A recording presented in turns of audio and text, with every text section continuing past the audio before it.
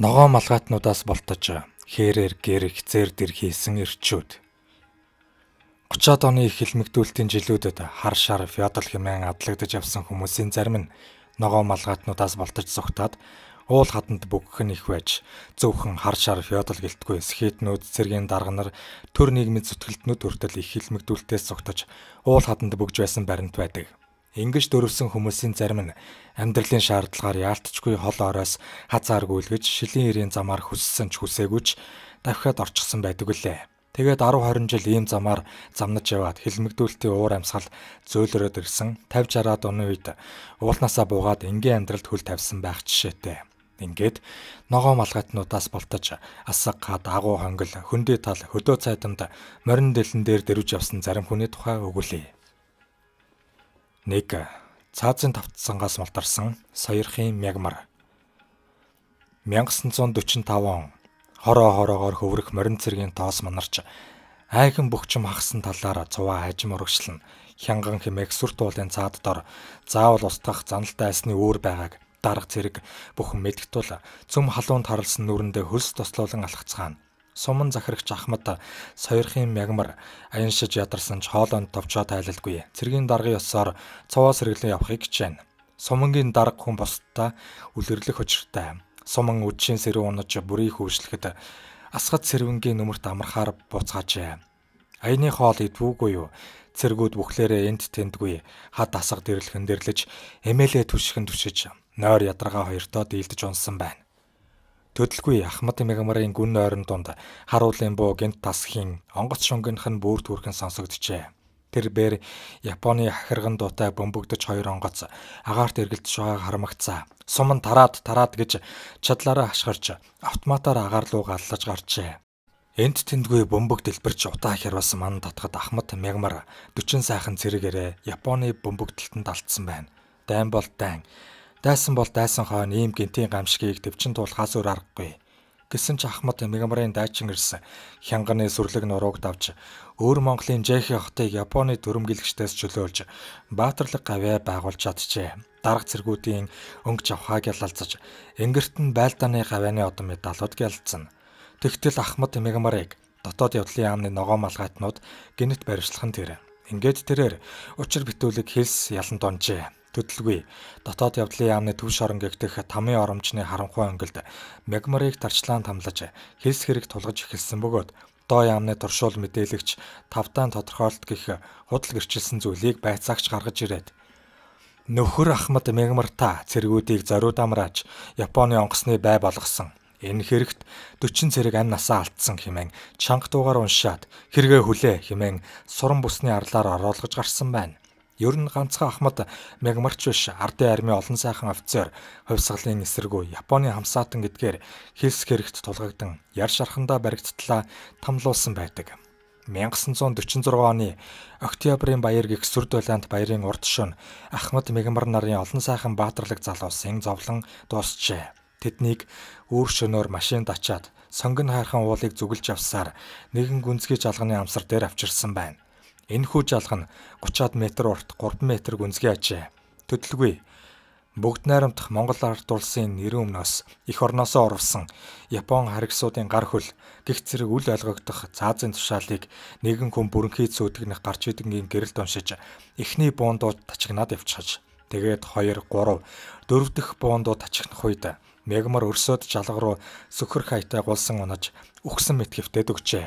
Дээрээс нь буудуулсан цогцснууд унаж байсан ч тэсвэртэй наргагүй хідэн хором хэвтээд ногоо малгайтнуудыг машинаас саагаад хөдөлсөний дараа мягмар үхтлүүдээр дүрсэн гүнзгий жалганаас арай ядан мөлхөн гарчээ.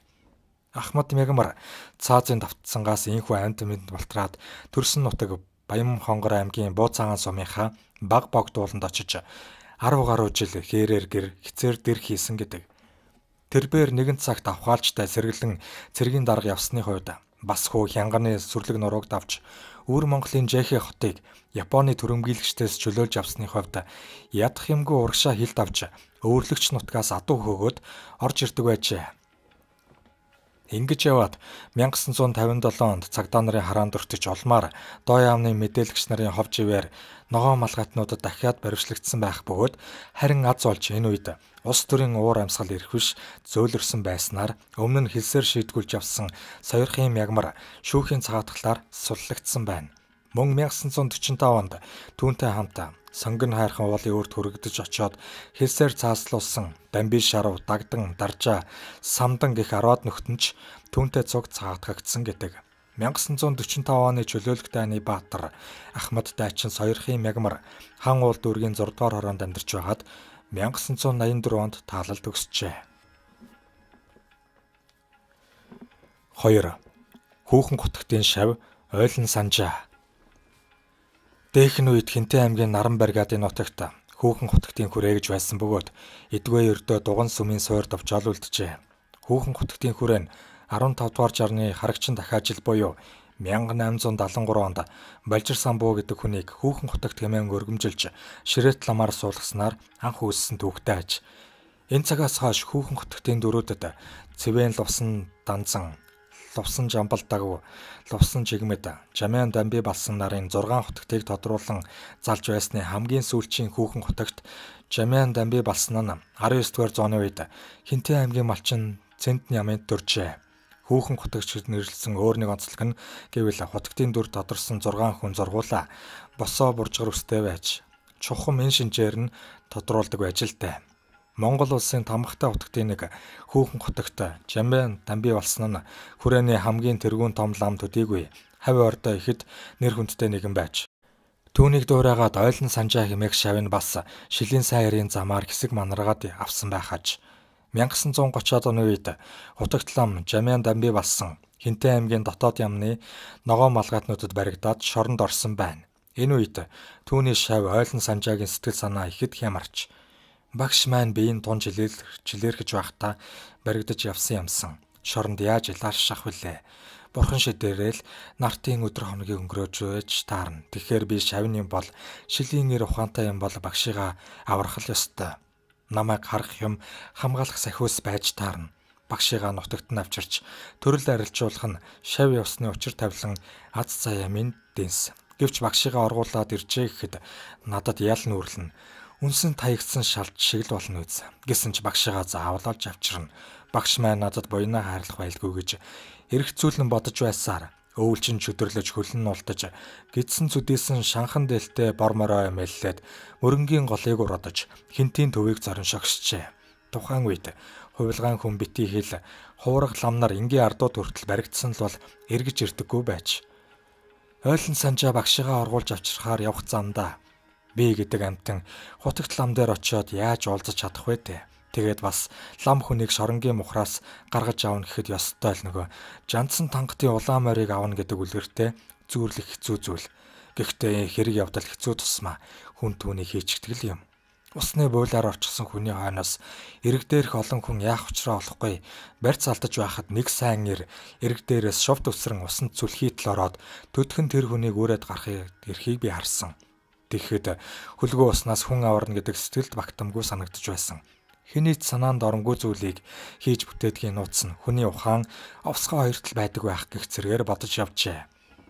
Багшигаа гэсэн инэрэнгүй сэтгэл гарган хойно нэрх муу хатуу далайлтын өмнө аимшиггүйгээр бие барьж өгөх гэж буйм ягтрашгүйгээр ойлон санжаа шилийн ирээс гадна угаасаа зарагч хэцүү нэгэн байжээ.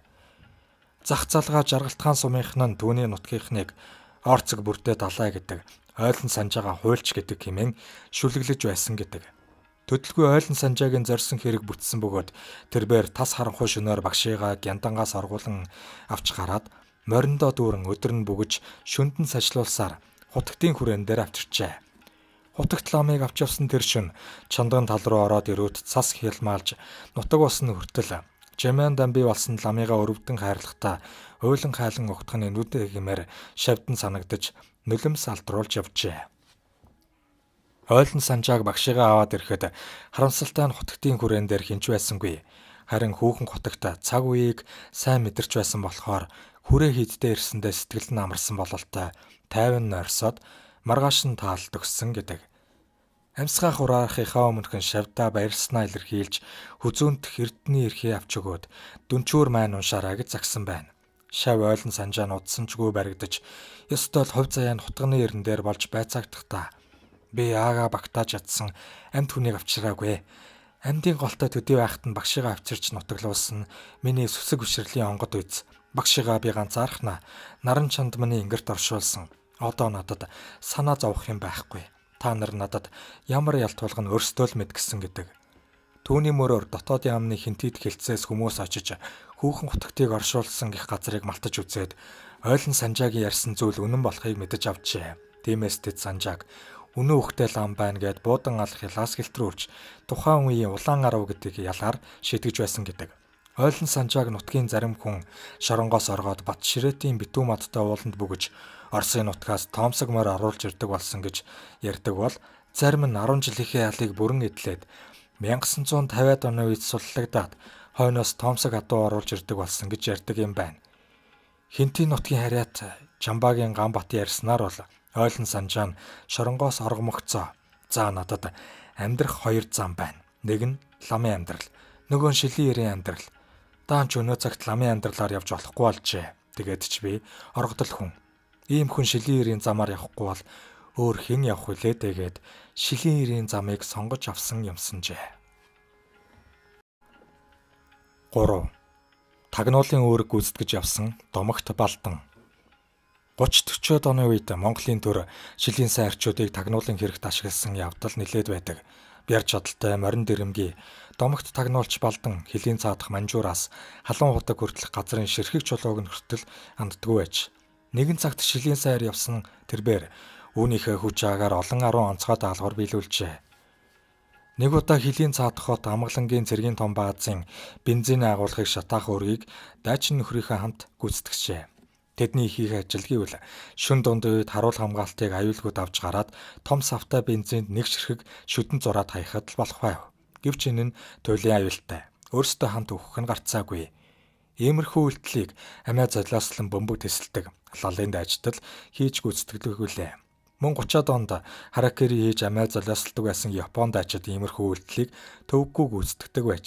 Харин Монгол дайчин бол өөр хэрэг. Гэхдээ тэдний дайны талбарт ам бие үл хайрлан цусаа урсган тэмцэлдэж явсныг түүх мартахгүй. Домогт Балдан дээрээс өгөгдсөн энэхүү хэцүүд үүргийг биелүүлэхээр харанхуйд бидэрч явтал хөлийн доор нь тостод аав хэвтэж байжээ. Тиймээс Балдан тэрхүү даавыг бензинд сайтар дүрээд нэг үзүүрийг нь агуулгын савны ам руу шургуулад цааш цуулаад л яваад байж. Аваач холдчихэ. Төдөлгүй даавныхаа барьж байсан үзүүрт шүдэнд зураад орхиход галан зэл буун сум шиг сунааж төдөлгүй самны амсарт очиж бөөн дэлбэрэлт болсон байна. Энэхүү чимээнээр дайсны цэргүүд учраа олохгүй сандарч эхэлсэн бөгөөд энэ хооронд мань нэр аль хэдийн мориндоо мордож амжижээ. Иймэрхүү үйлдэлийг Даргангийн сүүлчийн сайн хэргэгдэж явсан Богино Жалхаа гэдэг хүн гүйцэтгэж явсан гэдэг. Нэг удаа тагнуулч Балдан хандгаат хэмээх газарт байсан дайсны цэргийн томоохон баазыг илрүүлэх даалгавар авчээ. Гэвч тийшээ очих арга байсангүй. Дайсны цэргүүд газар сайгүй харуул хамгаалтанд гарсан байж.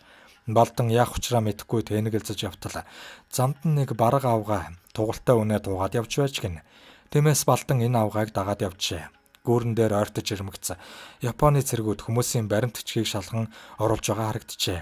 Энэ үед үнэ тууж авсан авгаа өрөөсөө нэг бичиг гаргаж үзүүлээд Балдан руу заасан байна. Балдан ч хариу нэг төхөөд авгааг дагаад дотогш яваад орчихож. Тэгээд дайсны цэргийн бүх ил нууцыг мэдээд авчхаж байсан гэдэг. Тэрбээр гарамгаа сайн боддог тагнуулчаас гадна гартаа бугуул атгаад дуртай морой унаж явдаг шилийн ир байж.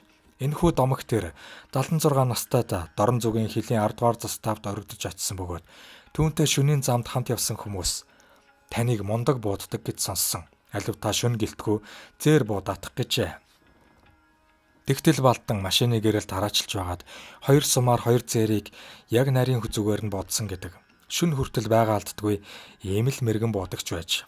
Түүний тухай өлсгийн эрхэнд Япончуудын гуанцанд орж баригдах шахсан хойноосоо мөрдөгдөж явхдаа ганц бие хүүхний өөртөө орж ам гарсан гэд Домог шиг олон яриа нутгийн ард түмний дунд тархжээ. Хөлийн цаана авгаа хөвгттэй ч болж үтсэн байгаа юм. Хожим тэрбээр даалгавраа биелүүлээд нутаг уцах үед намайг дагаж уйлсан бяцхан хүүхдийг хараад их өрөвдөж үлээ. Хүний нутгийн ч гэлээ. Өөрийн үр болохоор аргагүй л сэтгэл сэмширсэндэ гэж хуйчилдаг байж. Тухайн үед түүнийг халахын гол хаваар эсэргүү хэрэгтэн илрүүлэхээр доншуулж явсан доо яамны ногоон малгайтнууд бас барьшлах гэж оролджээ. Ер нь тухайн үед урагшаа явж тагнуул хийдэг байсан хүмүүс бүгд л эх орноосоо урвсан гэдэг хэлс хэрэгээр баривчлагдсан байдаг. Зарим ч үнэхээр эх орноосоо орвож Японы талд ажиллаж байгаад баригдсан байдаг. Гэвч ногоон малгайтнууд өвгөр шалтгаглан бүхий л тагнуулчдыг мөрдөн мушгиж нийтээр нь шахуу хэлмэгдүүлсэн харамсалтай. Балдангч бас ногоон малгайтнууд энэ маягаар баривчлахаар улаарсан бөгөөд харин домог тэр балдан тэднийг нэг их ойшоосон шинжгүй. Та нар чинь шилийн ирчүүдийг бас баривчилдаг болоо юу? Бидний эх орноосоо орох Япончуудын талд орох гэж юу ах вэ? Харин ч тэдний мал хуй буу зэвсгийг хулгайлаад Монгол цэргүүдтэй авчираад өгч байна. Ийм даалгаврыг би маршлаас авсан хүн шүү гэж томроод одоогийнхоор бол тэдний өдөөс бараг л салаавч өгсөн байгаа юм. Эх орондоо зохих ёсны гавай байгуулж дарга цэргүүдийнхээ дунд нэрд гарсан хэлэх гэснээ хиндч зоригтой илдэг Балдан мэтийн баатарлаг ирсийг нагаан буугаар хүн айлгахаас өөрийг мэдэхгүй ногоон малгайтнууд зөнд нь орхидог байсан бөгөөд тэд сайн дайч биш хожим хил аманд орно гэж айдаг байсан бололтой.